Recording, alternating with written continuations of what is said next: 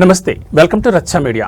శ్రీ శ్రీ బలుసులమ్మ అమ్మవారి జాతర మహోత్సవాన్ని ప్రజలందరి సహకారంతో అంగరంగ వైభవంగా దిగ్విజయంగా నిర్వహించామని పశ్చిమ గోదావరి జిల్లా తాడేపల్లిగూడెం ఎమ్మెల్యే రాష్ట్ర ప్రభుత్వ విప్ బొలిశెట్టి శ్రీనివాస్ ఆనందం వ్యక్తం చేశారు. జాతర ముగింపు సందర్భంగా అమ్మవారికి మహాకుంభ నివేదన చేశారు. అనంతరం భారీ అన్న సమారాధన నిర్వహించారు.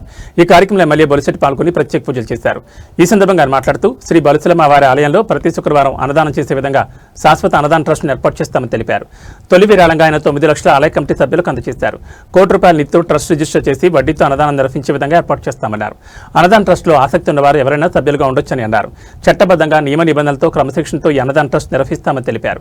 తాడేపల్లిగూడెంలో ఎవరూ ఆకలితో ఉండకుండా ప్రతిరోజు వివిధ దేవాలయాల్లో నిత్య అన్నదానం జరిగే విధంగా కృషి చేస్తున్నామన్నారు. అన్నదాన ట్రస్టుకు మారిశెట్టి పోతిరాజు 9 లక్షలు, బొలిసి లక్ష్మణరావు 58,000 విరాళం ప్రకటించారు. ఈ కార్యక్రమంలో కూటమి నాయకులు, ఆలయ నిర్వాహకులతో పాటుగా ఆలయ కమిటీ ఈవో చంద్రశేఖరరావు, ఆలయ చైర్మన్ శ్రీరంగం అంజీ, జనసేన పార్టీ యువ నాయకులు బొలిశెట్టి రాజేష్, మారిశెట్టి పోతురాజు, వర్ధన్నపల్లి కాశీ, పుల్లాబాబి, మద్దాల మణికుమార్, పైబోయిన వెంకటరామయ్య, వాడపల్లి సుబ్బరాజు, పసుమర్తి రామలక్ష్మణ్ తదితరులు పాల్గొన్నారు.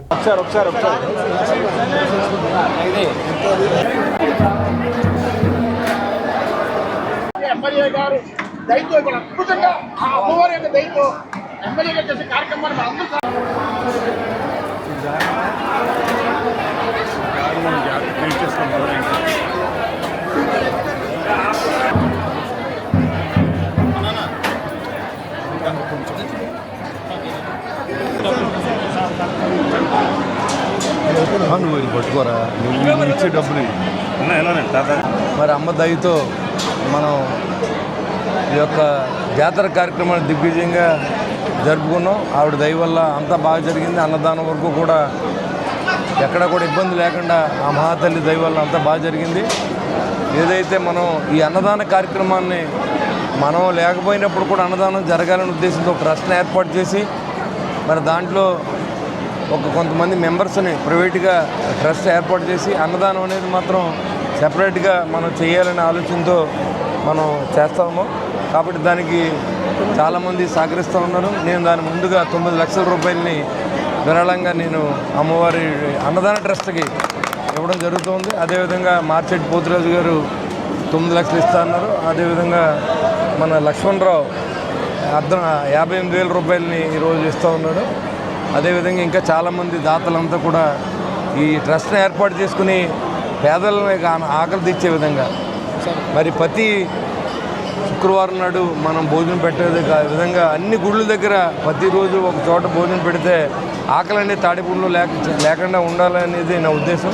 కాబట్టి అందరూ కూడా సహకరించండి.